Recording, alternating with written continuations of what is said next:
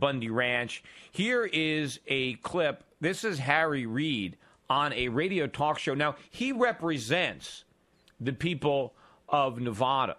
He's supposed to be representing their interest against a corrupt federal government. If the federal government is, taking Arizona land, or Nevada land, rather, and then trying to tax Nevada citizens for using it, you would think that Harry Reid would represent his constituents, his people, not represent the federal government. But he's more connected with the federal government, where he's been a senator his entire life, than the constituents that have elected him.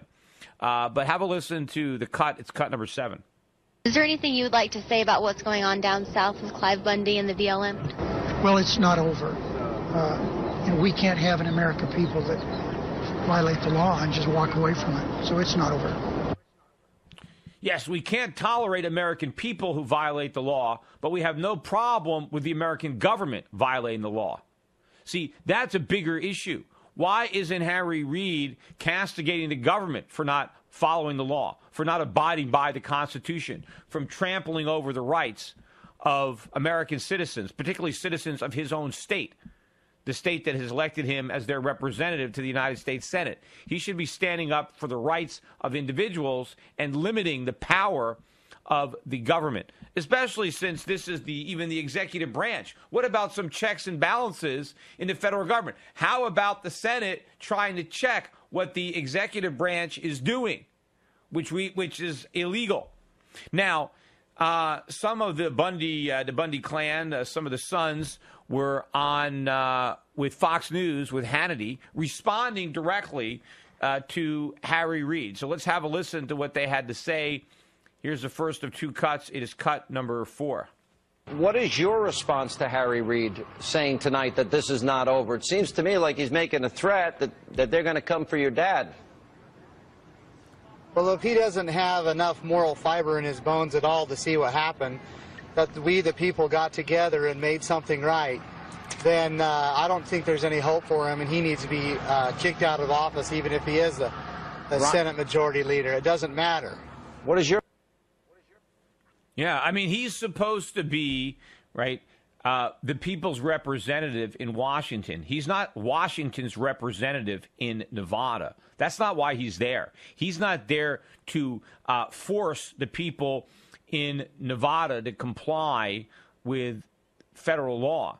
He's there to make sure that the federal government complies with the law, complies with Nevada law, complies with the Constitution. That's why he's there.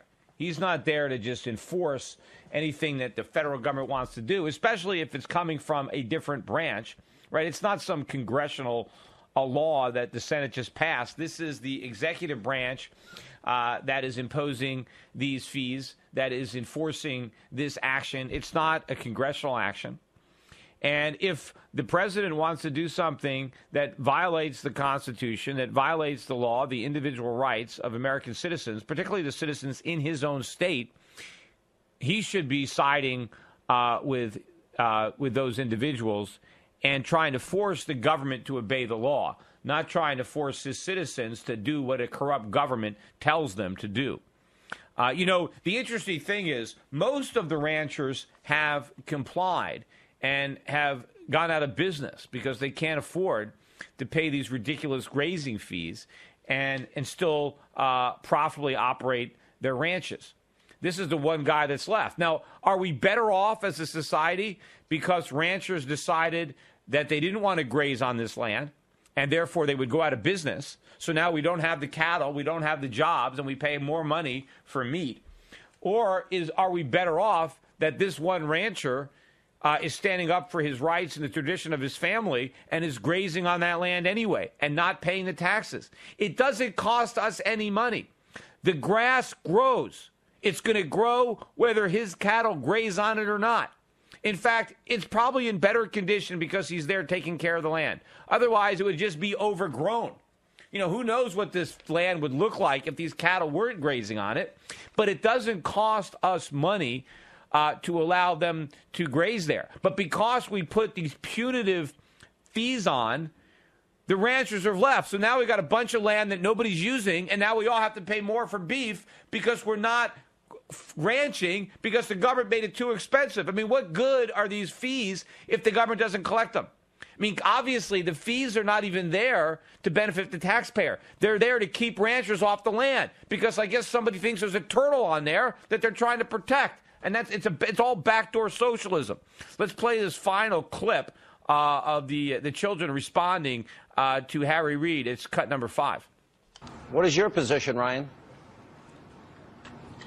Well, I think that's pretty easy. I think we, the people, have spoken, haven't we?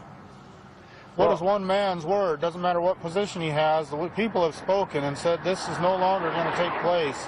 So we don't fear Harry Reid. The people are here to say we will have our freedom. Yeah. And that's what's going to happen.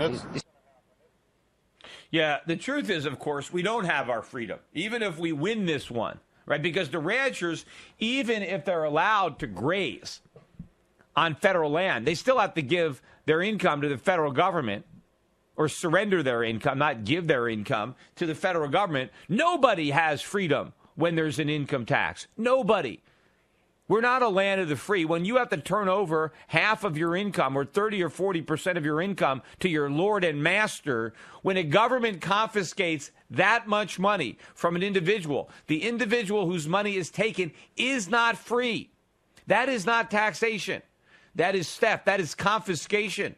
A free man does not turn over his income to the government. A slave turns over his income to his master. A serf turns over his income to a lord. What does that make Americans when the average American gives to the U.S. government far more than a medieval serf ever surrendered to his lord? In fact, more than a slave gave to his master. We're going to be talking